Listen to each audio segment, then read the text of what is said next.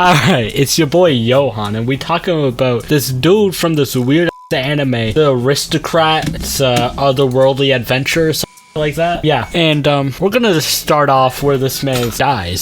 So he decides to leave his room for the first time in 25 years when he goes to a convenience store called Delicious. A very special name. I know, I can tell. And when he's leaving the convenience store, there's a couple of cute girls who are getting attacked by this weirdo. But when this happened, the weirdo had pulled out a knife and started running towards the girls. When this guy, he decides to jump in front of the knife, and he gets stabbed, and then he dies. And this is when the gods pull this man's up into the heavens like, hey yo, would you like to be reincarnated into another world full of magic and mystical adventure? And like any otaku or anybody with logic would be like, fuck yeah, who wouldn't? And this is when the gods tell him the reason they're being so generous. So the reason the gods were being so generous to this man was because this man was never supposed to die. What was supposed to happen was this weirdo sicko was supposed to trip over a pebble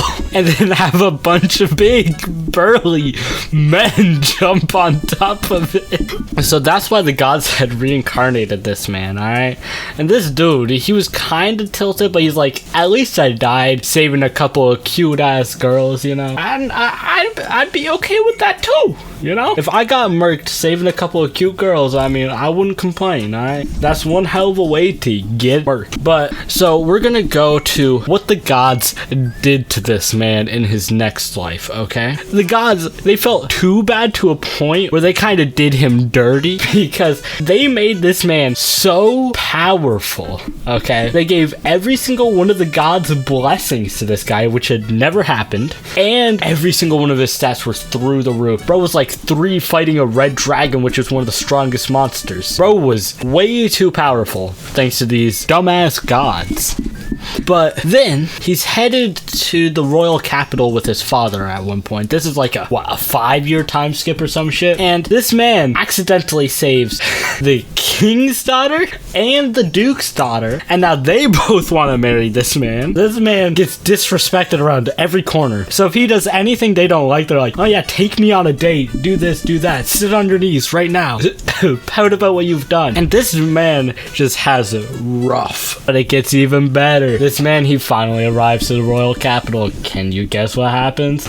The knight captain wants to fight his ass. The knight captain, the strongest person in the kingdom, and he defeats her. So can you guess what her response is? You're now my husband.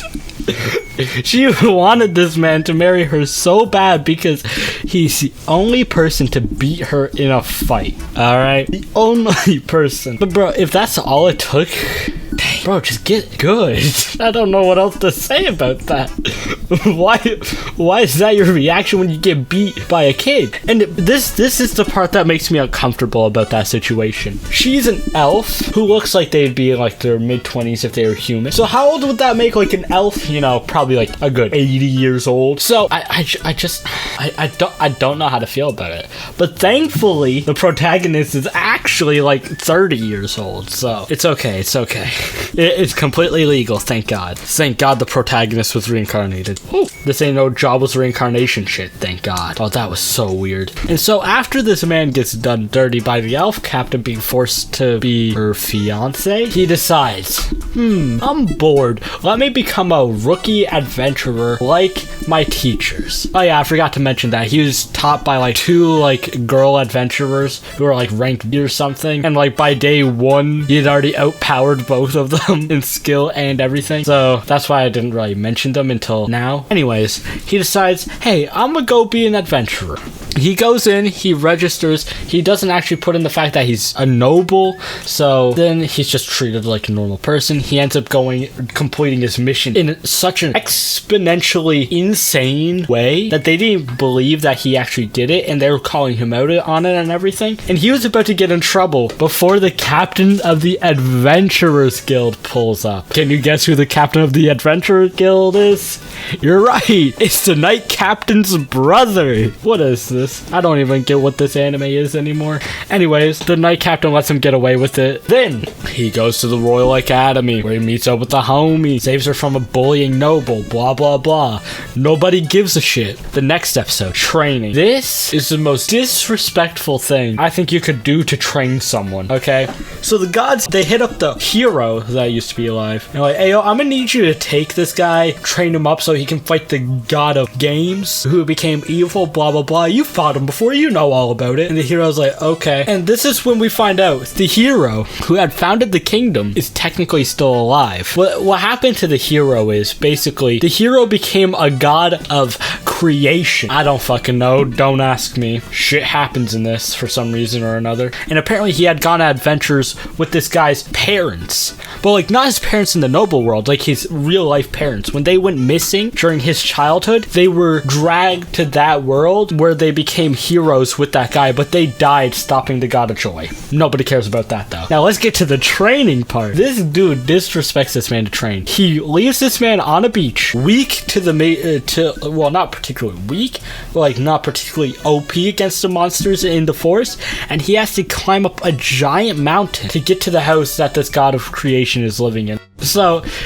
the god of creation has this man travel up mountains to get to that house, but he had to fight so many creatures he couldn't sleep since they were always attacking, and he was sleep deprived, he was breaking, and he was about to kill a Fenrir. And that's when he chooses to save the Fenrir because it's a child Fenrir. He's like, why would I kill a baby of anything? That's just horrible. But this is when he finally gets his chance to sleep. He heals the Fenrir, passes out, and he wakes up to the Fenrir protecting him from monsters. He's like, wait, you're protecting me? Appreciated. But now let's get to the part that's actually the disrespectful part. Bro had to take, what was it, 5 years, I think, to get up to that house. To travel through that single forest, it took him 5 years. Yeah, it's just, you made this man travel through a forest for 5 years fighting unbelievably powerful monsters, blah blah blah. How kind of you. And then he gets trained by this other guy, but this other guy's really nice for the next 2 years, so he's missing for a whole week in the real world. When the god of creation is like,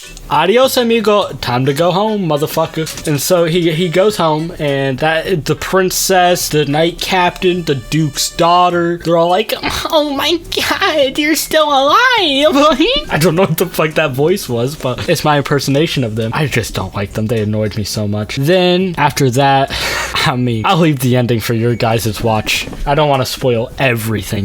But he fights the god of joy and absolutely disrespects him. That's all you need to know.